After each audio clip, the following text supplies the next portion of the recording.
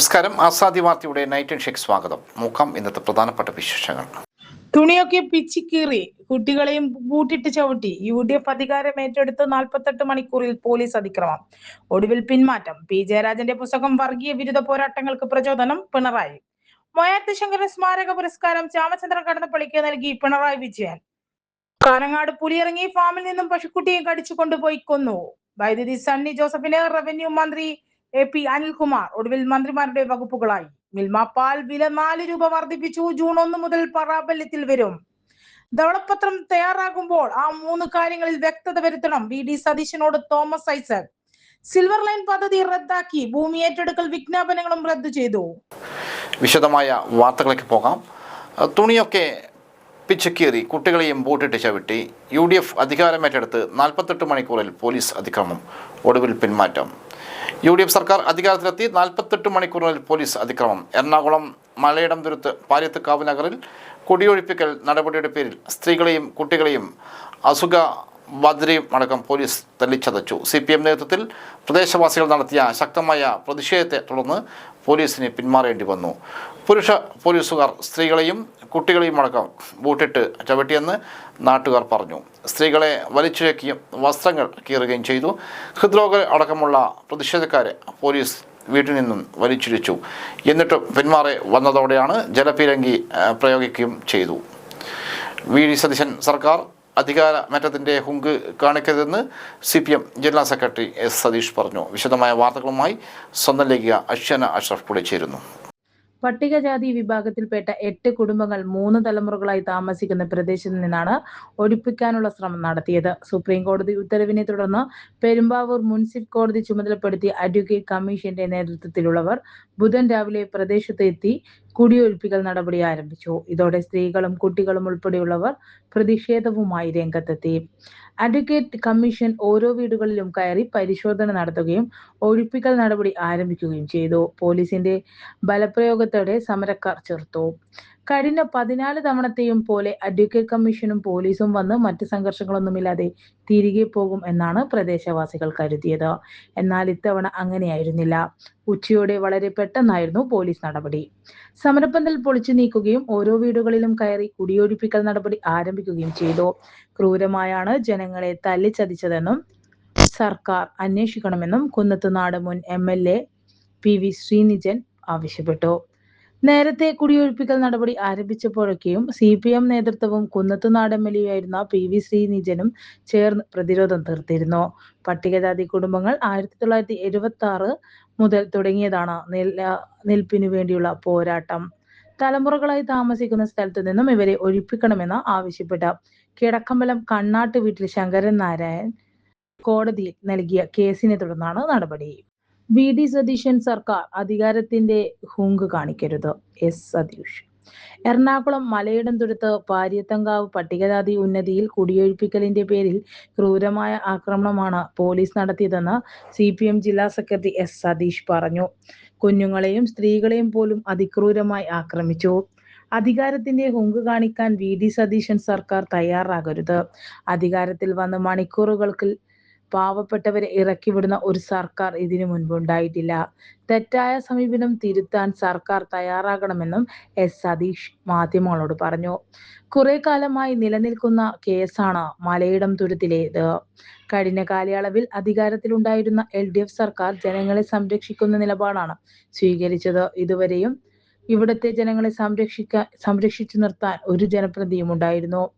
ഇപ്പോഴത്തെ ജനപ്രതിനിധിയെ ഇത്രയും പ്രശ്നങ്ങൾ ഉണ്ടായിട്ടും കണ്ടില്ല. പട്ടികജാതി വിഭാഗത്തിൽപ്പെട്ട കുടുംബങ്ങൾ തലമുറകളായി 100 വർഷത്തിലേറെയായി താമസിച്ചു വരികയാണ്. 19 ഏക്കറോളം സ്ഥലം പുറമ്പോക്കാണ്. ആ സ്ഥലം അളന്ന് തിട്ടപ്പെടുത്തണമെന്നാണ് CPIM-ഉം ജനങ്ങളും എക്കാലം ആവശ്യപ്പെട്ടിട്ടുള്ളത്. പറവൂർ മുനിസിപ്പൽ കോടതിയിൽ നിന്നും പ്രദേശവാസികൾക്ക് അനുകൂലമായ വിധിയുണ്ടാകുകയും ചെയ്തു.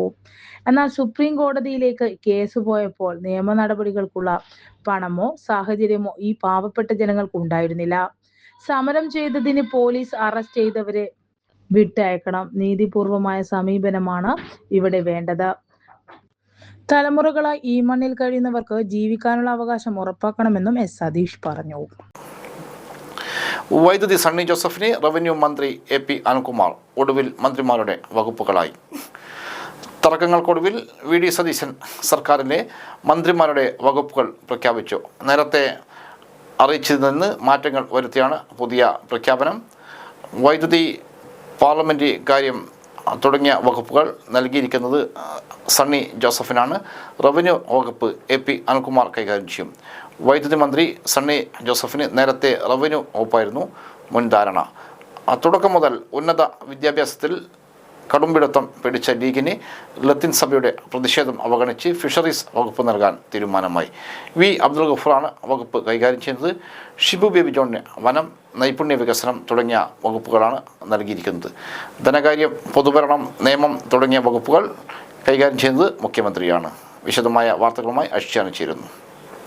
മന്ത്രിമാരും വകുപ്പുകളും: വി ഡി സതീശൻ ധനകാര്യം, പൊതുഭരണം, തുറമുഖം; PK കുഞ്ഞാലിക്കുട്ടി വ്യവസായം, IT; രമേശ് ചെന്നിത്തല ആഭ്യന്തരം, വിജിലൻസ്; സണ്ണി ജോസഫ് വൈദ്യുതി, പാർലമെന്ററി കാര്യം; K മുരളീധരൻ ആരോഗ്യം, ദേവസ്വം; മോൻസ് ജോസഫ് ജലവിഭവം; ഷിബു ബേബി ജോൺ വനം; അനൂപ് ജേക്കബ് ഭക്ഷ്യ സിവിൽ സപ്ലൈസ്; CP ജോൺ ഗതാഗതം; AP Anilkumar revenue; N Shamsuddin വിദ്യാഭ്യാസം, ന്യൂനപക്ഷക്ഷേമം; PC വിഷ്ണുനാഥ് ടൂറിസം, സാംസ്കാരികം; റോജി M ജോൺ ഉന്നത വിദ്യാഭ്യാസം; ബിന്ദു കൃഷ്ണ തൊഴിൽ, വനിത, ശിശുക്ഷേമം; M ലിജു എക്സൈസ്, സഹകരണം; KM ഷാജി തദ്ദേശ സ്വയംഭരണം; PK ബഷീർ പൊതുമരാമത്ത്; VE അബ്ദുൽ ഗഫൂർ ഫിഷറീസ്, സാമൂഹിക ക്ഷേമം; T സിദ്ദീഖ് കൃഷി; K തുളസി പിന്നോക്ക ക്ഷേമം; OJ ജനീഷ് യുവജനക്ഷേമം.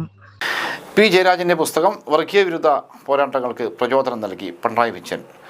സ്വന്തം ശരീരം കൊണ്ടും ജീവൻ കൊണ്ടും സംഘപരിവാറിനും എല്ലാ വർഗീയ ശക്തികൾക്കുമെതിരെ പൊരുതി നിന്ന ചരിത്രമാണ് P ജയരാജൻ്റെതെന്ന് CPM പോളിറ്റ് ബ്യൂറോ അംഗം പിണറായി വിജയൻ പറഞ്ഞു. P ജയരാജൻ രചിച്ച ചിന്ത പബ്ലിഷേഴ്സ് പ്രസിദ്ധീകരിക്കുന്ന സനാതനികളുടെ ഹിന്ദുത്വ വഴികൾ എന്ന പുസ്തകം പ്രകാശനം ചെയ്ത് സംസാരിക്കുകയായിരുന്നു പിണറായി. വാർത്തകളുമായി അശ്വതി ചേരുന്നു. ശരീരം കൊണ്ട് സഖാവ് ജയരാജൻ അനുഭവിച്ച വ്യക്തിപരമായ ആക്രമണങ്ങൾ കൂടി നോക്കിയാൽ ഈ പുസ്തകം എഴുതാൻ ഈ ജീവിതം ബാക്കിയായി എന്നത് തന്നെ അങ്ങേയറ്റം യാദൃച്ഛികതയാണ്. ആ പോരാട്ട ചെറുത്തുനിൽപ്പ് പരമ്പരയിലെ ഏറ്റവും പുതിയ സംഭാവനയാണ് സനാതനികളുടെ ഹിന്ദുത്വ വഴികൾ എന്ന പുസ്തകം. രാഷ്ട്രീയവും സാമൂഹികവുമായ പ്രവർത്തനങ്ങൾക്കിടയിൽ ഗവേഷണ ബുദ്ധിയോടെ ഇത്തരമൊരു കൃതി എഴുതാൻ സമയം കണ്ടെത്തിയത് അഭിനന്ദനാർഹമാണ്. പുതുതലമുറയും വർഗീയ വിരുദ്ധ പോരാട്ടങ്ങൾക്കും പ്രചോദനമാകുന്നതാകും ഈ പുസ്തകം. എല്ലാ മതവർഗീയ ശക്തികളും ജനങ്ങളുടെ ഒരുമ തകർക്കാൻ രംഗത്ത് വരുന്ന കാലമാണിത്.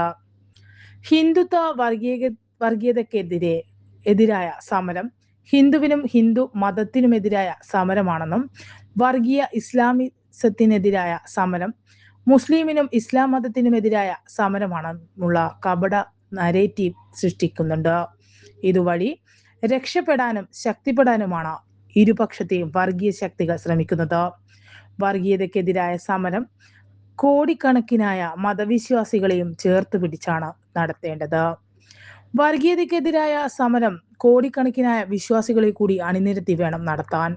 അതുകൊണ്ട് തന്നെ മതത്തെയും വർഗീയതയും വേർതിരിച്ച് കാണാനാകണം.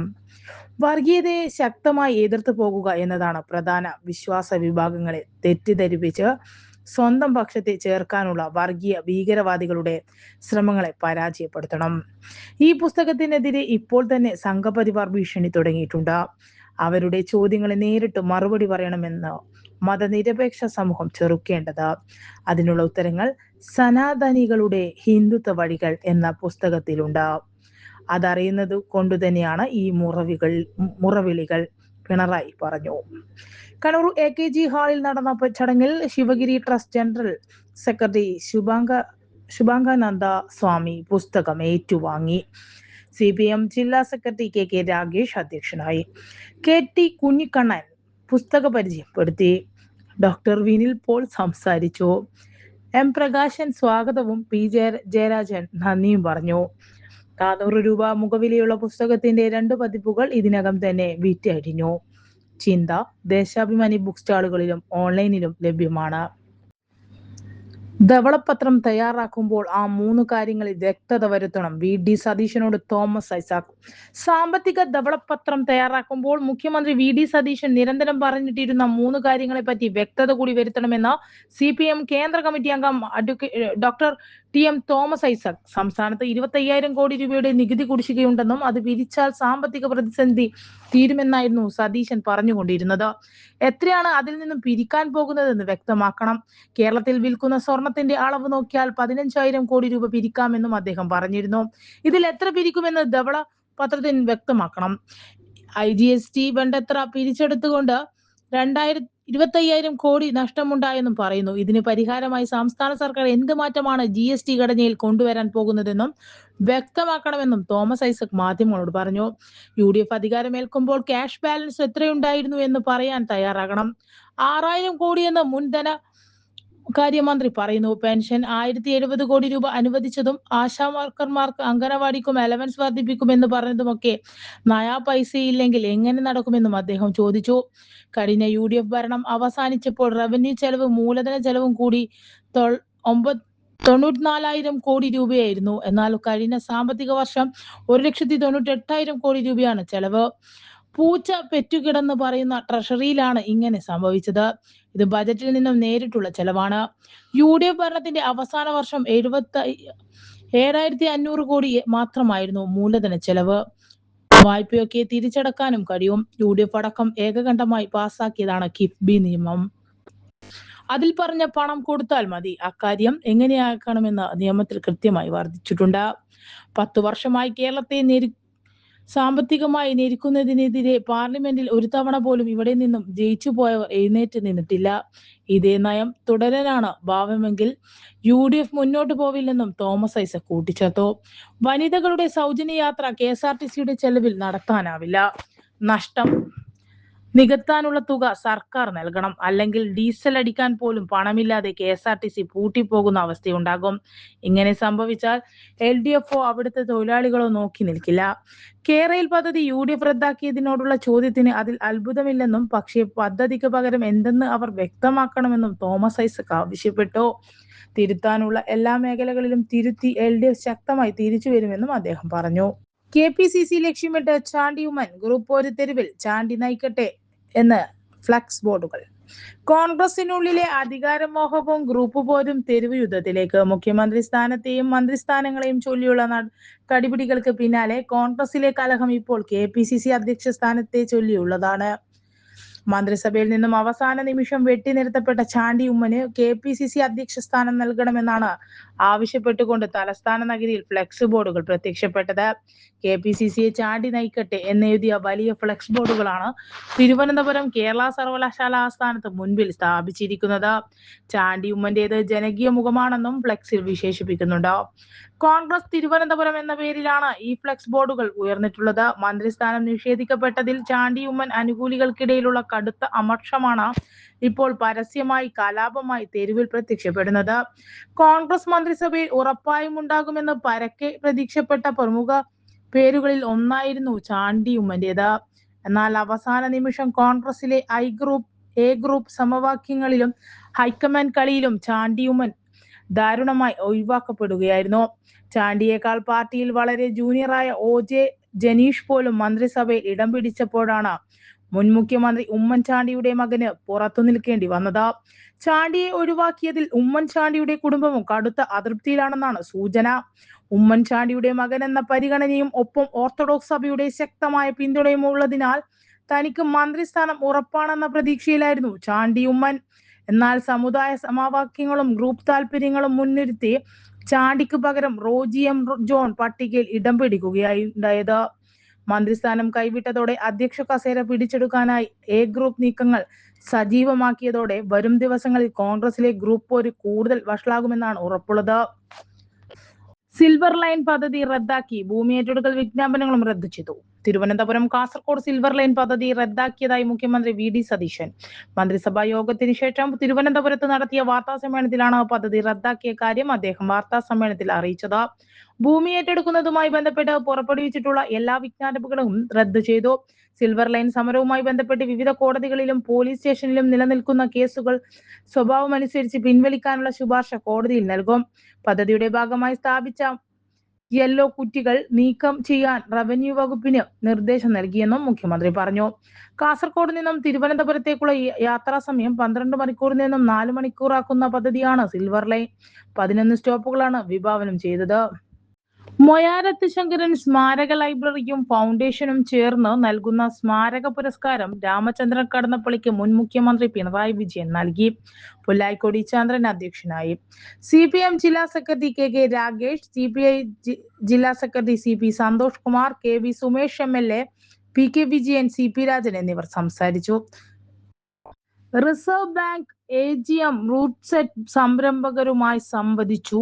കാഞ്ഞിരങ്ങാട് റൂട്ട്സെറ്റ് ഇൻസ്റ്റിറ്റ്യൂട്ട് സന്ദർശിച്ച reserve bank of India AGM Shri Sabith Saleem പരിശീലനം പൂർത്തിയാക്കിയ സംരംഭകരുമായി ആശയവിനിമയം നടത്തി. സംരംഭകത്വത്തിന്റെ പ്രാധാന്യത്തെക്കുറിച്ചും വ്യവസായ മേഖല നേരിടുന്ന വെല്ലുവിളികളെക്കുറിച്ചും അദ്ദേഹം സംരംഭകരുമായി സംസാരിക്കുകയും അവരുടെ സംശയങ്ങൾക്ക് മറുപടി നൽകുകയും ചെയ്തു.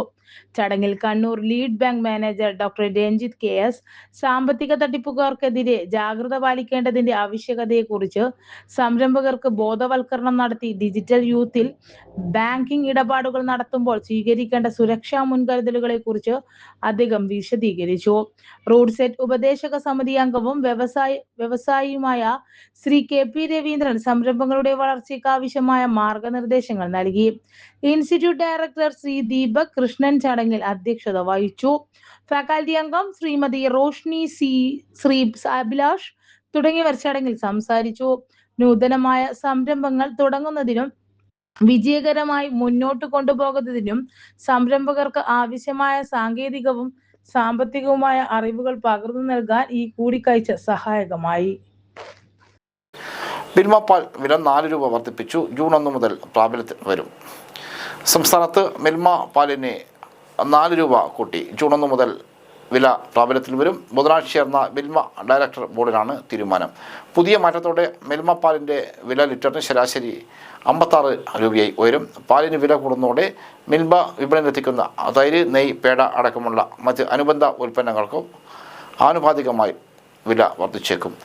പുതുക്കിയ വർധന പ്രകാരമുള്ള തുകയുടെ 73.75% വിഹിതവും ലിറ്ററിന് 3 രൂപ 33 പൈസ കർഷകരേക്ക് നേരിട്ടെത്തും. ബാക്കി തുകയിൽ 6.2% വീതം ക്ഷീര സഹകരണ സൊസൈറ്റികൾക്കും ഡീലർമാർക്കും നൽകും. 2.5% മിൽമയ്ക്കും 0.75% കർഷക ക്ഷേമനിധിയിലേക്കും മാറ്റിവയ്ക്കും. അവശേഷിക്കുന്ന 0.5% തുക പ്ലാസ്റ്റിക് മാലിന്യ നിർമ്മാർജ്ജന പ്രക്രിയക്കായി വിനിയോഗിക്കാനാണ് തീരുമാനം. കഴിഞ്ഞ വർഷം ഓഗസ്റ്റിലാണ് പാൽ വില വർദ്ധിപ്പിക്കുന്നത് സംബന്ധിച്ച നടപടികളിലേക്ക് മിൽമ കടന്നത്. ഇതിനായി നിയോഗിച്ച 3-അംഗ പഠന സമിതി സമർപ്പിച്ച വിശദമായ റിപ്പോർട്ടിൻ്റെ അടിസ്ഥാനത്തിലാണ് നിലവിലെ ഈ വർധനവ്. കാഞ്ഞങ്ങാട് പുലിയിറങ്ങി ഫാമിൽ നിന്നും പശുക്കുട്ടിയെ കടിച്ചുകൊണ്ടുപോയി കൊന്നു. കാസർഗോഡ് കാഞ്ഞങ്ങാട് അമ്പലത്തറക്ക് സമീപം പറക്കളായി വെള്ളുടയിൽ പുലിയിറങ്ങി പശു ഫാമിൽ നിന്നും പശുക്കുട്ടിയെ കടിച്ചു കൊണ്ടുപോയി കൊന്നു. വെള്ളാട് ദുർഗാ ഭഗവതി ക്ഷേത്രത്തിന് സമീപത്തെ ഫാമിൽ കയറിയാണ് 2 ആഴ്ച പ്രായമുള്ള പശുക്കുട്ടിയെ കടിച്ചു കൊണ്ടുപോയത്. പശുക്കുട്ടിയുടെ ശരീരഭാഗങ്ങൾ ഫാമിൽ നിന്നും 1 കിലോമീറ്റർ ദൂരെ കാട്ടിൽ കണ്ടെത്തി.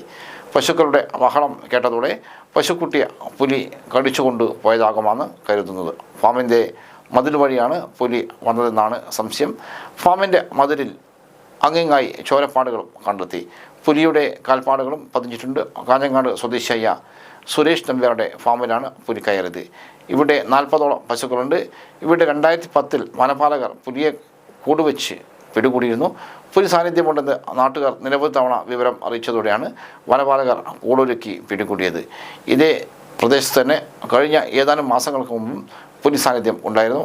ഇവിടെ ഒരു വീട്ടിൽ തന്നെ പതിവായി പുലി എത്തിയിരുന്നതിൻ്റെ CCTV ദൃശ്യം ലഭിച്ചിരുന്നു. വീണ്ടും പുലി സാന്നിധ്യം ഉണ്ടായതിനെ തുടർന്ന് വനം പാലകർ തിരച്ചിൽ ആരംഭിച്ചിട്ടുണ്ട്. ഇതോടെ ഇന്നത്തെ അസാധ്യ വാർത്ത സമാപിക്കുന്നു. വീണ്ടും നാളെ കാണാം. നന്ദി, നമസ്കാരം.